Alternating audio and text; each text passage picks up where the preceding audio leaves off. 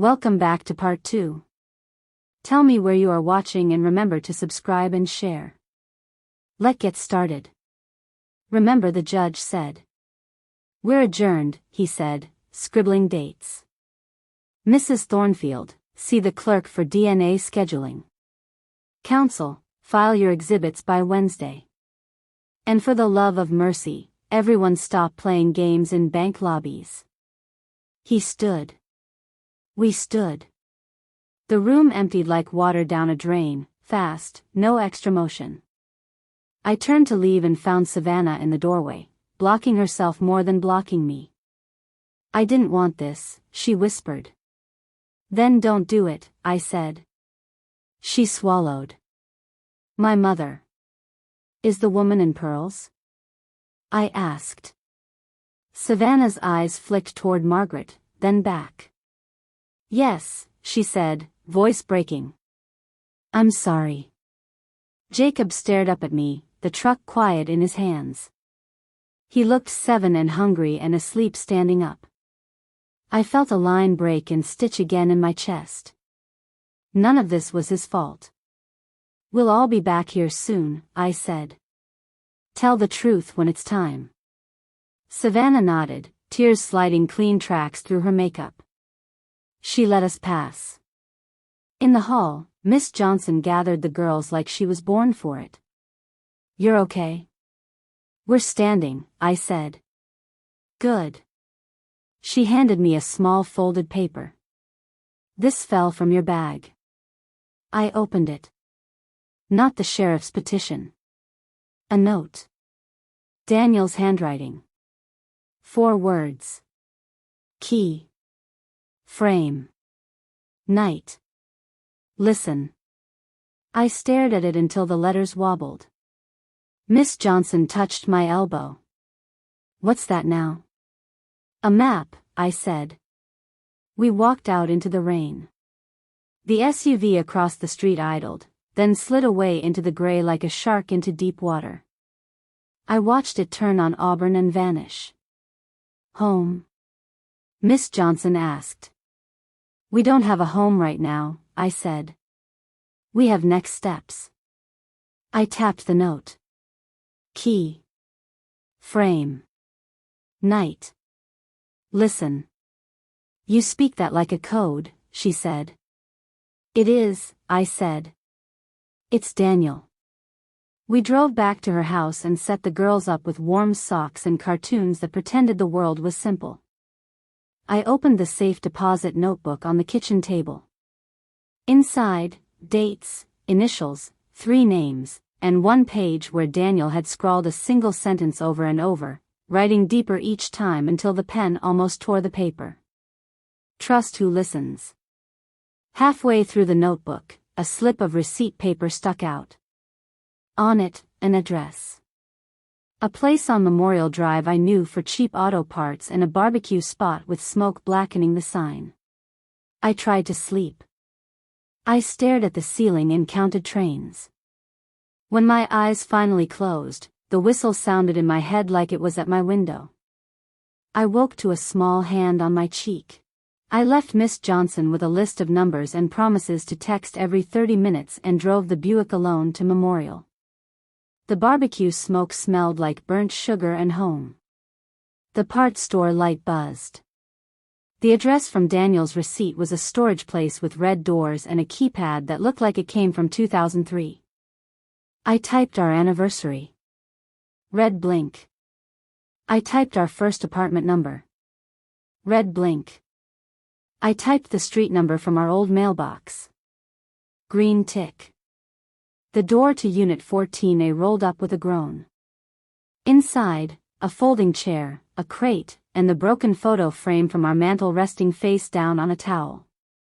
Glass removed. Backing peeled. I stood very still. Key.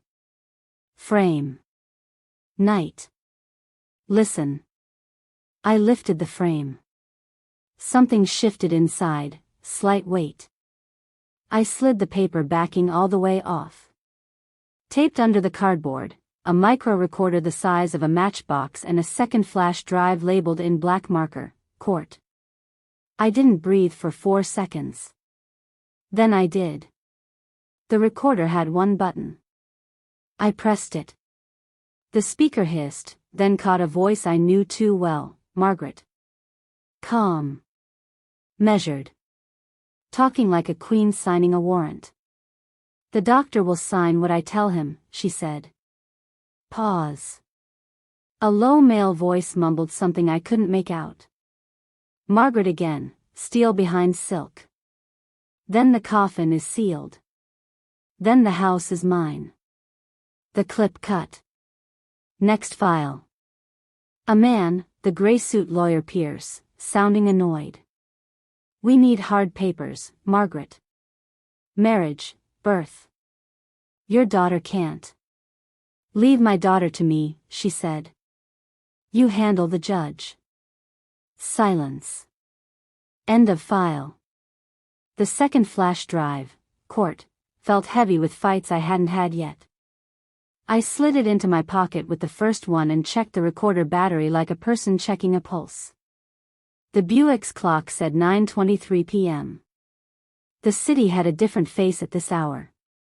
Quieter, meaner, honest. I closed the unit, keyed the lock, and stepped into the dark. My phone buzzed. A text from a number I didn't know. Stop. You're late. No answer when I called back. The message came again, same words. Then a third, tomorrow. Noon. Southside Clinic. Ask for room B. I stared at the screen until it went black. This wasn't just a fight over paper. This was somebody's hands on the truth. I put the recorder inside my jacket. I put the drives in a pocket I could guard with a broken hand if I had to. I started the Buick. The engine turned, then caught. The headlights lit up, water still clinging to the curb like tiny. We had claws and docket and a key. We had a judge who wouldn't be bullied before breakfast. We had a room tomorrow at noon that might hold a doctor with shaking hands and a story he couldn't carry alone. I drove back toward Miss Johnson's. By the time I turned onto our block, clouds had torn and the moon watched like it had questions. I parked. I cut the engine. I sat in the silence and held the whistle and the recorder and the two drives like they were all pieces of the same sword. Inside, the girls had fallen asleep in a pile like puppies, hair ribbons loose, socks half off. Miss Johnson looked up from a Bible and a phone charger and mouthed, "Well?" I lifted the recorder. Her eyes widened. She didn't cheer. She nodded once, slow. "Tomorrow," I mouthed back. "Southside. Noon." She pointed at the couch. 2 hours. Then you wake me and I take the first shift. Morning pushed in clean and blue, like the city had rinsed its face and dared us to step out. Miss Johnson packed sandwiches in foil and said grace over the bag. The girls ate cereal at her tiny table, bare feet swinging, trying to pretend cartoons could hold the world steady. I checked the recorder, the two drives, and the stamped docket 3 times. I touched the house key from the vault and felt the weight of old brass and new purpose. "Room B," I said, as if saying it out loud could steady the ground. Southside Clinic. Noon. Miss Johnson handed me a scarf. "Wear this. Looks like a woman who came for answers, not permission." "You staying with the girls?" I said. "You 3 be ready to laugh at my jokes when I get back, fly." Aaliyah raised 2 fingers. "Bring Dad back," she whispered, so quiet it barely moved the air. I kissed all 3 foreheads and felt the heat of hope. The Buick coughed, then smoothed out like it had decided to be brave. Southside Clinic sat in a low strip with a tax office and a nail spot. The waiting room hummed with fluorescent buzz and a TV hanging too high tuned to morning talk, smiles pasted over bad news. The woman at the desk had a flower behind her ear and the look of someone who had seen everything twice. "Room B?" I said, not asking, not soft. Her eyes flicked to my hands. Who sent you? Wrong question, I said. Who's ready to tell the truth? She stared 1 second longer than most people are comfortable staring. Then she slid a plastic badge across. Back hall, second right. Door will be on the left. If anyone asks, you're here for forms. The hall smelled like bleach and old paper. I counted doors. A man coughed behind one. Room B had no window. Just a table, 2 chairs, a metal cabinet, and a clock with a slow second hand that clicked like it wanted to chew through time. The door opened on the minute. White coat, mask under the chin, tired eyes that didn't want to be eyes anymore. He shut the door, locked it, and leaned against it like his legs had questions. You're Amara, he said. Yes. I can't be on any recording. You already are, I said, not cruel, just true. I set the recorder on the table. But I won't hit play without your say. He closed his eyes once. Opened them. I'm Dr. Patel. He sat, folded his hands, unfolded them. I signed something I can't sleep with. Margaret called it a favor. Said it was a routine designation while next of kin got organized. Said the family wanted peace. It wasn't peace. What did you sign? Preliminary death certificate. He swallowed. She pushed for a sealed coffin, direct to burial. I balked. She brought a lawyer. He said the hospital would be exposed for negligence if we dragged our feet. I checked vitals that didn't match what I was told. Your husband's numbers didn't point to final. They pointed to induced. The room tilted a degree and set back. Induced? I said. Sedative plus hypothermic protocol. You can slow a body to a crawl, hide breath under a blanket of machines. It's done for cardiac protection. It can also be used to trick anyone not looking close. He lifted a shaking hand. I told them we needed 2 signatures. They found the second. I don't know how. It wasn't from anyone I trained with. Can you put this in writing, I said, and not back away when the air gets hot? He stared at the clock, then at the door, then at his shoes. They have reach.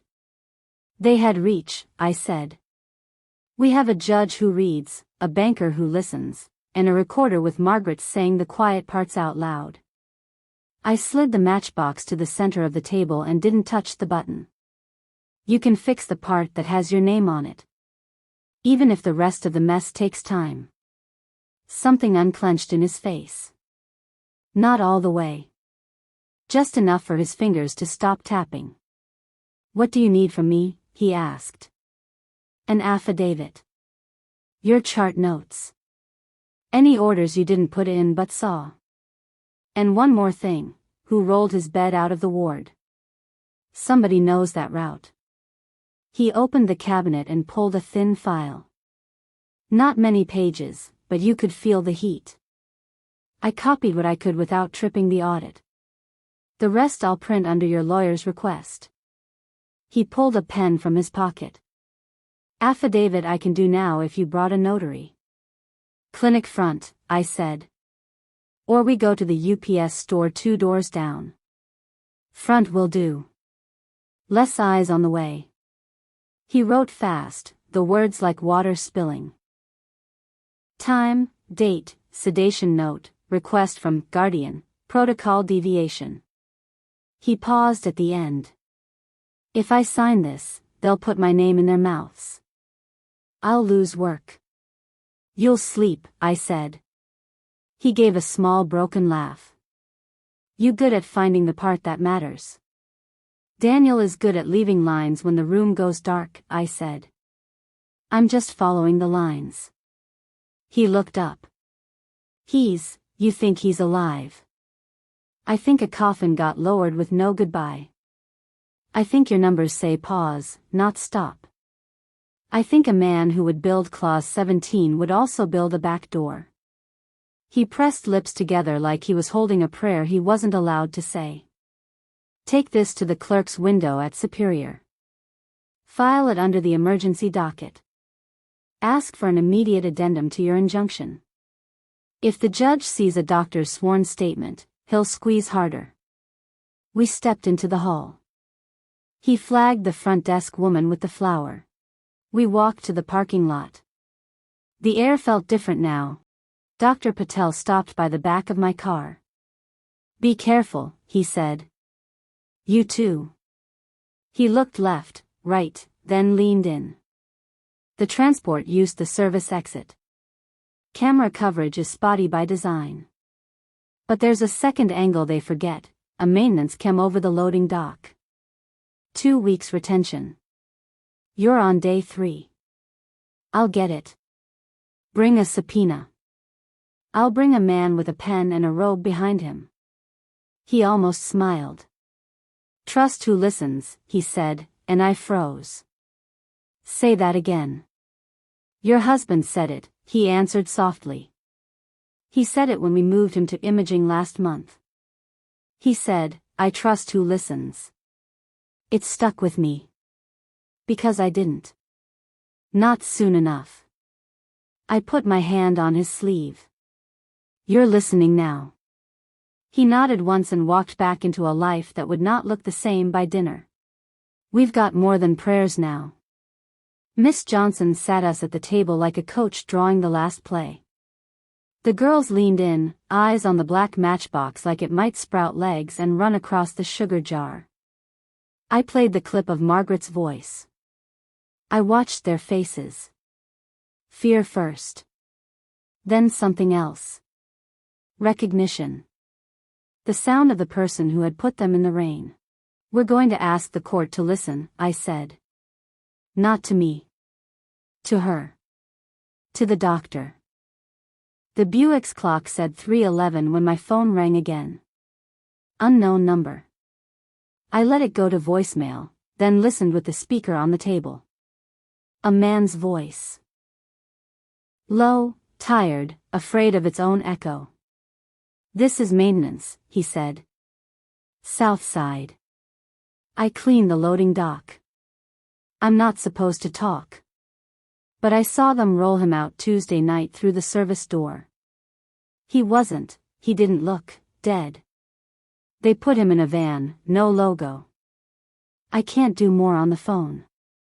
If you're real, bring $200 in cash and meet me behind the old tire shop on Sawtell at 8. If you tell anyone, I won't be there. The room went quiet enough to hear the clock blink.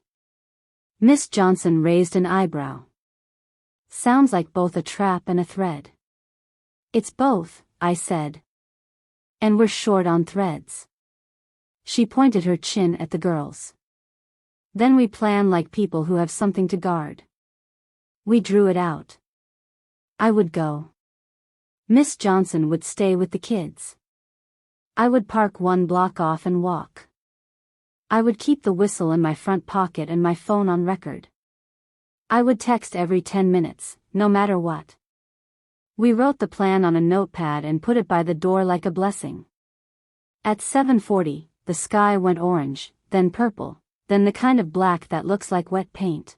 I drove quiet. I cut my lights a block early and parked behind a dumpster that smelled like onions and thyme. The tire shop stood dark except for a small open door in the back with light like a slice of yellow cake. He waited with his cap low and hands in his jacket. Thin. Nervous. Eyes that had learned to see in bad light. You came alone? He asked. Alone enough. You bring it? I handed him the envelope. He counted fast without showing the bills. I clean up blood, he said. Not the kind you think. Not crime. The kind that comes off gurneys when people get better. This wasn't that. He looked past me like someone was listening from the sky. He had breath if you watched his chest. They told me to look at the feet. Still feet don't mean a still man. They rolled him out with the sidebar up. Who does that if it's over? Faces? I asked. Names? I don't say names. He slipped a folded paper from his pocket. But I drew plates. He opened it. 3 license numbers, shaky but careful. I draw better than I spell. I took the paper like it was made of spun sugar. You did good. Cameras? He asked. You know about the doc cam? Bringing paper for it. You'll need it fast. He walked into the dark and left that half-smile floating in the doorway like a bad moon. I tucked the plates into my jacket. I had 5 steps toward the car when a door slammed on the far side of the lot. Another. Footsteps fast. 2 men, not the sedan pair. These wore work boots and hoodies and that posture that says pay up or bleed. Evening, the taller one said. Boss lady wants her toys back. I don't have toys, I said. You go tell her the wind changed. He laughed. You got lines. Back up, the shorter one said. Just take the bag. He moved in. I stepped to the side, light on my feet the way Daniel taught me when we danced in the kitchen, no fancy, just not where they expect. His hand caught my sleeve. I let the jacket go and spun with it. He had fabric. I had legs. I ran. Hey, the tall one shouted. Boots pounded. Gravel kicked. I cut behind a stack of tires and slipped through a gap in the fence I hadn't seen till I was in it. The wire kissed my arm. Blood beaded. I didn't feel it. A car horn blasted on the street. Not theirs. A different rhythm. 3 short. 1 long. I threw my body at the sound like it was a rope. The Buick screamed up to the curb. Miss Johnson leaned over the wheel like a race coach with a casserole in the back. Get in. I dove. She floored it. The men hit the corner too late and too angry, their voices swallowed by the night. How did you? I started. Your 10-minute text, she said. I held up the paper with plates. Midway check, she said. You still believe he's breathing? I don't just believe, I said. I hear trains and they sound like a man trying to get home. She nodded like that made more sense than anything on the news. Back at the house, the girls were awake past bedtime, eyes wide and glassy. Deacon Harris played Uno like his life depended on drawing a wild. They ran to me in a flock. You okay? Did you run? Why are you bleeding? Did you see Dad? Do you have new clues? Did the whistle help? Yes, I said to everything and nothing. We have plates, I told Miss Johnson. And we have a God, she added. That too. I washed the fence kiss with warm water and soap while the girls watched like it was surgery. I didn't make a face. They didn't need to learn that pain gets a show. When the house settled and the street went soft, I sat at the table alone with the 2 drives. The one labeled court waited like a loaded page. I slid it in the laptop and opened the folder. Not video. PDFs, scans. A copy of a deed with Margaret listed as steward, not mother. A contract from a CPS ancestor called placement agreement, with a 20-year term and a stipend for care. Daniel's name, age 3 months, typed like a tag on luggage. Notes in the margin in a stern hand, extend at 20, discuss termination at 35. A calendar stub from last year, extension denied. A family built on paper. Love rented by the month. A boy raised by a woman paid to hold him and then never let go. I'm sorry, I said out loud to a room with no answer. I'm coming. The screen reflected my face and the kitchen light and, for a second, a shape over my shoulder that looked like someone standing there. I turned fast. Nobody. I typed a note to the judge's staff with the new attachments. I wrote like a person who had run out of air and was writing with whatever was left. This isn't pretty. This is a dramatic script that bleeds facts. It's also a cinematic story where paper can be a weapon and a key. If anyone is tracking storytelling from the cheap seats, let them see this. Grief making moves, a mother with her hands full of proof, a bank that chose to hear, a doctor who signed the hard line. This is a powerful story because we refuse to be quiet. I hit send. I set the laptop aside, put the 2 drives back in the small tin I'd used for buttons years ago, and listened to the block breathe. When the knock came, it started light. Then sharper. Not police. Not neighbors. I stood, careful. Miss Johnson raised a finger to lips. We moved to the door together. She whispered, "Who knocks like they own the hinges?" I looked through the peephole. Pearls. Black suit. A smile with only one side of the mouth. "Open up," Margaret said through the wood, voice smooth as cut glass. "Housekeeping." "Housekeeping," Margaret said again, smiling with one side of her mouth like a secret she was tired of keeping. Miss Johnson leaned close to the gap. "Housekeeping comes with a cart and polite shoes." "I came to collect what belongs to the estate," Margaret said. "The drives. The bank paper. The girls." "The girls aren't male," I said. "You're squatting in another woman's home," she replied. "You have no footing." Miss Johnson laughed once. "Ma'am, I've paid off this little house twice. Try no footing on me and see how far you slide." Pearls clicked as she shifted. "You can hand the items to my men or you can meet them at the curb." "Warrant?" I asked. "Consider this notice." "That's not a warrant." Outside, a neighbor's porch light snapped on. Then another. Miss Johnson's block woke the way a choir breathes before the first note. A phone camera glowed across the street. A screen door squeaked. Our aunties don't sleep early when the air smells like trouble. "Go home," Miss Johnson said, calm as scripture. "Court is for paper games. Porches are for family." Margaret's hand slid toward the chain, just to see if we flinched. We didn't. Her eyes found mine through the crack. "You think a bank clause makes you bulletproof?" she asked softly. "Clauses are for children. Men write them. Men break them. Clauses are for consequences," I said. "You keep finding out."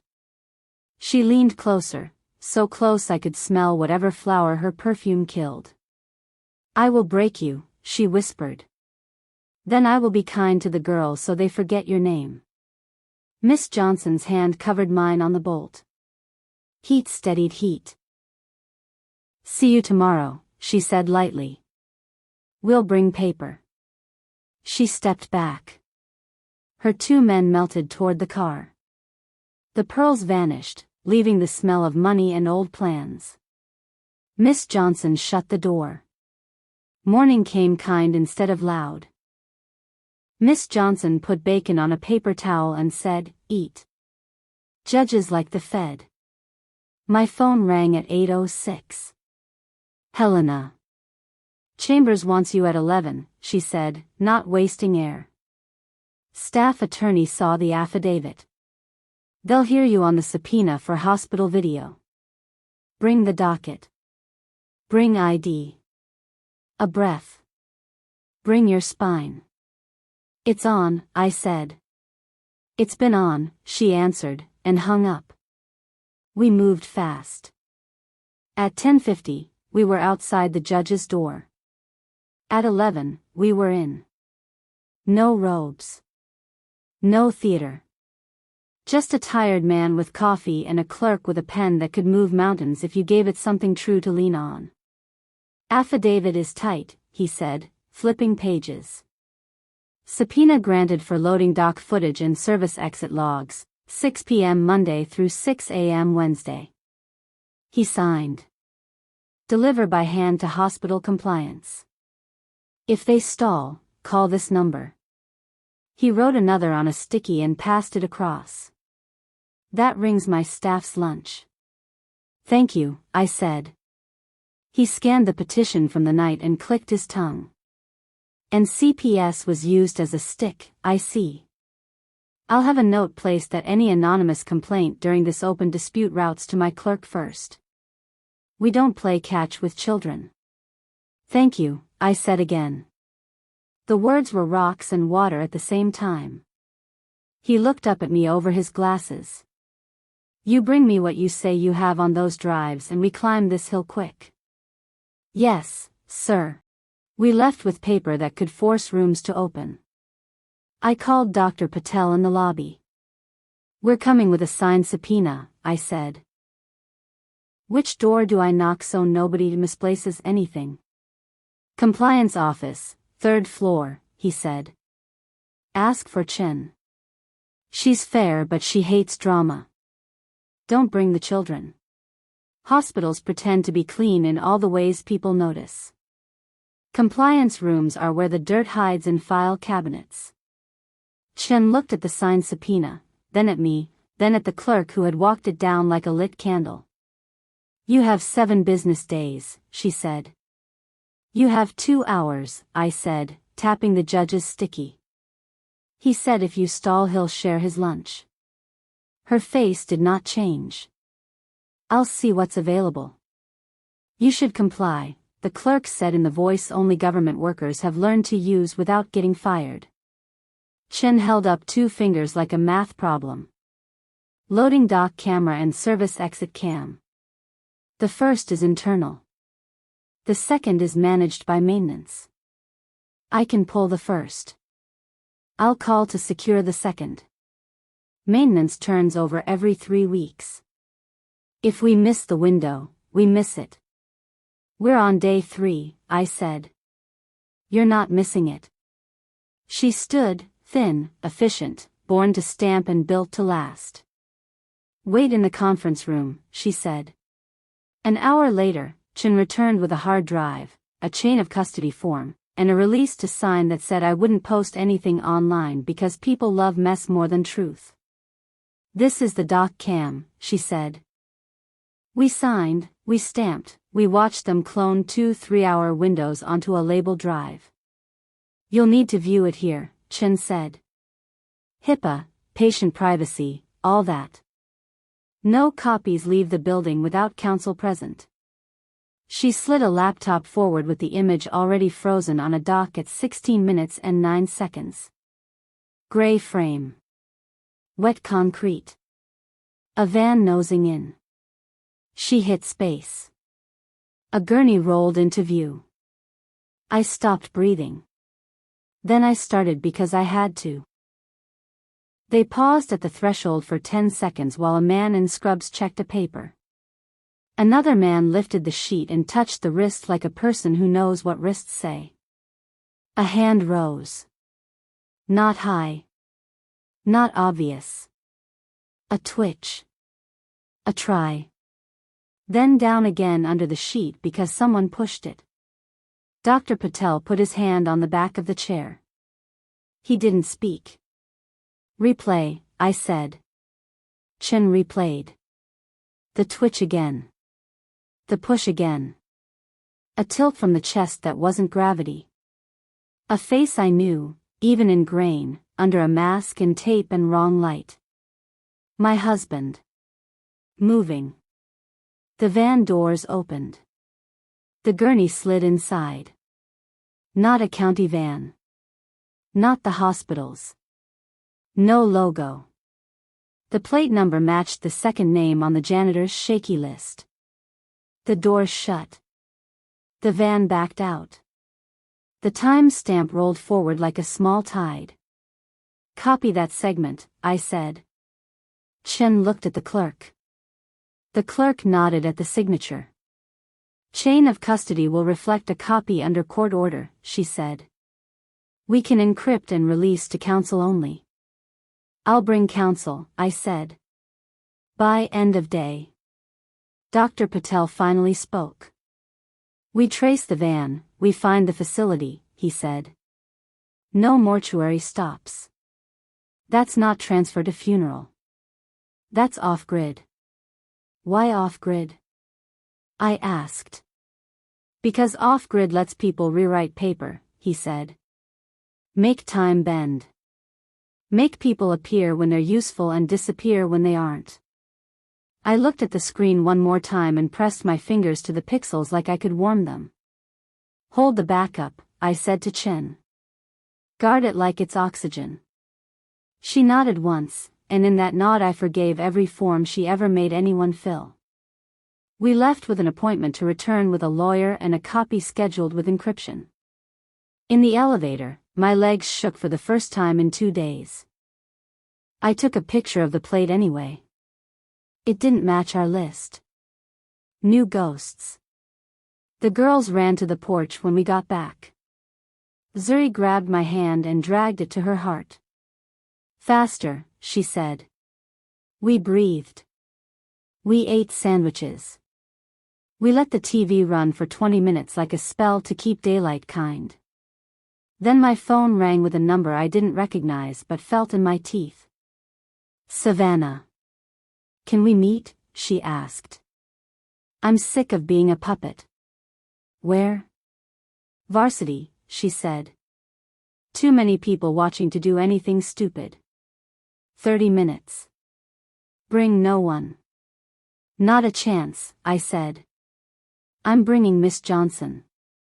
You bring only yourself. Silence. Then, okay. Varsity at 5 smelled like fryers and promises broken but forgivable. We sat in a corner with our backs to the wall. Savannah came in alone, sunglasses on like a disguise a child would pick. She slid into the booth and set her phone on the table face down. I didn't know it would be this, she said before I could speak. She said he would be taken care of. She said the court would go our way because paper goes our way. She said your kids would be fine because children always are. Her mouth twisted like a woman trying not to spit. She's my mother. That's true. But it's the wrong headline. What are going to do if you are Amara? Drop your comment and where you are watching from. Remember to subscribe. This is getting interesting, impossible. Savannah in talk with Amara. Can this be a plan work from Mrs. Margaret? All this lies in part 3.